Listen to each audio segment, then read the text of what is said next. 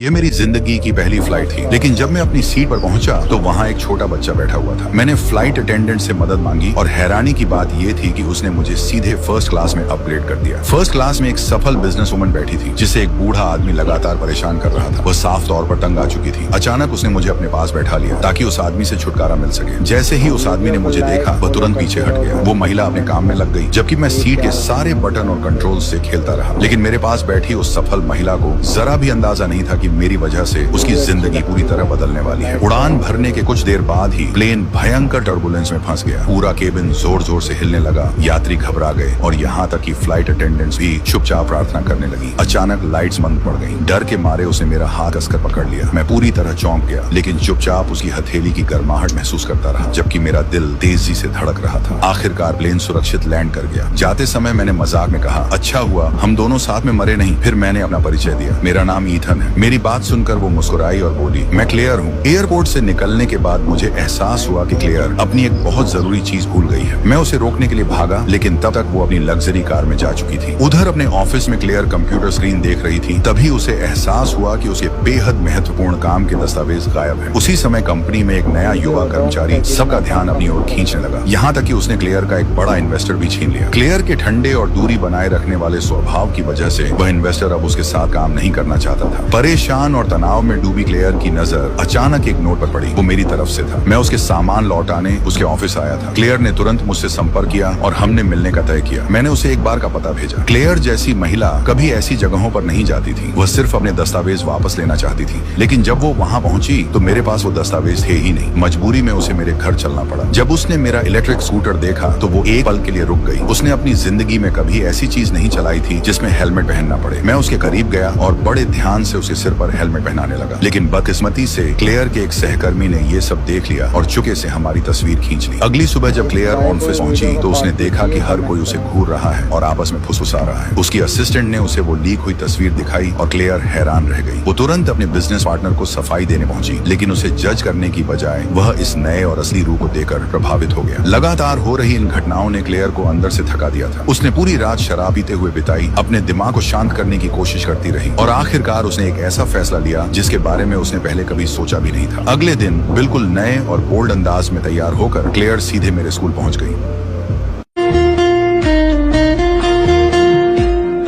यह लड़का इस लड़की से फ्लर्ट करने की कोशिश कर रहा था। उसने पूछा, इस कुर्सी पर कोई बैठा तो नहीं है? लड़की ने तुरंत कुर्सी पर पानी गिरा दिया, लेकिन लड़का उसके प्यार में पागल हो चुका था और गीली सीट पर ही बैठ गया। तभी वेटर आया और पूछा, यहाँ क्या हुआ है? चार्ली बोला, सॉरी यार, गलती से मेरा यहीं पर निकल गया। फिर उसने 2 कॉफी ऑर्डर की। एनी की हंसी ही नहीं रुक पा रही थी। उसने फिर एक टिश्यू पर अपना नंबर लिखा। चार्ली खुश हो गया। सोचा शायद लड़की आसानी से पट जाएगी, लेकिन उसकी खुशी तुरंत गायब हो गई जब एनी अपनी व्हील चेयर को आगे लेकर आई। एनी ने बोला, कल कॉफी साथ में पीते हैं, और चार्ली ने हाँ में हाँ मिला दी। जब वो चली गई तो उसने एनी का नंबर नीचे गिरा दिया। वो एक अपाहिज लड़की को डेट नहीं करना चाहता था। कुछ हफ्तों बाद उसने एक अरबपति बिजनेसमैन के घर ड्राइवर की जॉब ज्वाइन कर ली। बॉस ने कहा, तुम्हारा काम मेरी बेटी को रोज उसके ट्रीटमेंट के लिए हॉस्पिटल ले जाना है। और जब चार्ली ने उसकी बेटी को देखा तो एकदम शर्मिंदा हो गया, क्योंकि वो वही डिसेबल्ड लड़की थी जिससे उसने कुछ दिन पहले रिजेक्ट किया था। लेकिन एनी ने ऐसे रिएक्ट किया जैसे कुछ हुआ ही ना हो। एनी उससे अनजान बनकर मिली। चार्ली को गिल्ट महसूस हुआ। रास्ते में उसने बात करने की कोशिश की और बोला, मैं तो तुम्हें कॉल करने ही वाला था। लेकिन एनी ने तुरंत उसकी बात काट दी। वो मेरा नंबर था भी नहीं, एक रेस्टोरेंट का नंबर था। वो ऐसे लड़कों को हमेशा वही नंबर देती है। उसे पता था उसे कोई भी कॉल नहीं करेगा और वो अब इंतजार करते करते थक चुकी थी। चार्ली बहुत शर्मिंदा हुआ। हॉस्पिटल पहुंचकर चार्ली ने व्हील चेयर निकाली, लेकिन जब उसने एनी को बैठने में मदद करने की कोशिश की तो एनी ने तुरंत मना कर दिया। ट्रीटमेंट के बाद जब वो बाहर आई, चार्ली ने उसका मूड ठीक करने के लिए उसके लिए आइसक्रीम ले ली, लेकिन आइसक्रीम उसके कपड़ों पर पिघल गई। चार्ली घबरा गया और माफी मांगने लगा, लेकिन एनी शर्मा गई, क्योंकि किसी ने उसके लिए ऐसा पहले कभी नहीं किया था। घर लौटे तो उसके पापा ड्राइवर की शिकायत सुनने के लिए तैयार थे, क्योंकि उसने पहले दर्जनों ड्राइवर्स को काम से निकाल दिया था। लेकिन इस बार उसके पापा हैरान रह गए। ये पहली बार था जब उसने किसी को अप्रूव किया था। फिर उसके पापा ने उसके लिए एक ब्लाइंड डेट सेट की, एक अजीब सा रियल एस्टेट टाइकून का बेटा। एनी बिल्कुल इम्प्रेस नहीं हुई। चार्ली ने देखा कि वो इससे बात नहीं करना चाहती है। ट्रीटमेंट का टाइम हो गया है, लेकिन उसके पापा ने उसे रोक दिया और बोला, शादी के बारे में सीरियसली सोचो। वो कुछ देर चुप रही, फिर अचानक इस अजीब से लड़के से शादी के लिए मान गई। चार्ली एकदम हैरान हो गया। गाड़ी में चार्ली ने उससे पूछा कि तुम उस निकम्मे से शादी क्यों कर रही हो? लेकिन एनी ने बोला, तुम्हारा इससे क्या लेना देना, मेरी मर्जी, मैं जो कुछ भी करूँ। अगले पार्ट के लिए सब्सक्राइब करो, क्योंकि